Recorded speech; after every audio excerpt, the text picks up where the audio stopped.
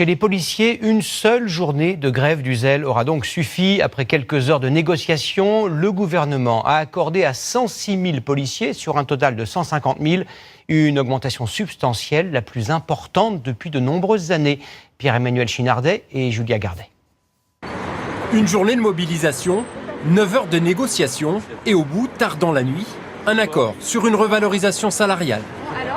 La hausse s'élève à 120 € par mois pour les gardiens de la paix et jusqu'à 150 € par mois pour les policiers gradés. L'objectif, c'était de permettre d'améliorer le pouvoir d'achat des gradés, gardiens de la paix, des ouvriers de la police nationale. C'est une avancée salariale conséquente qu'on n'avait pas connue depuis 2001.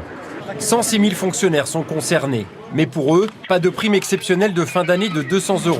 Elle est réservée uniquement aux services administratifs et aux agents techniques et scientifiques mobilisés sur les manifestations des Gilets jaunes. Les syndicats évoquent une enveloppe de 127 millions d'euros pour 2019. Le ministre de l'Intérieur, lui, annonce un budget inférieur, 70 millions d'euros. Il correspond, selon Christophe Castaner, à la première phase de ces revalorisations. Mais il sera sans doute plus élevé, car les gendarmes bénéficieront eux aussi de ces augmentations. D'ores et déjà, une revalorisation indemnitaire leur est acquise, mais nous allons engager des discussions avec eux sur des réformes à venir et sur d'éventuelles revalorisations indemnitaires. Mais les gendarmes donc, ne sont pas oubliés du mouvement en cours et nous discuterons avec eux, avec Christophe Castaner, dans les tout premiers jours de janvier. Des gendarmes sur la réserve, car cette hausse ne compense pas le gel de leur rémunération depuis 2010.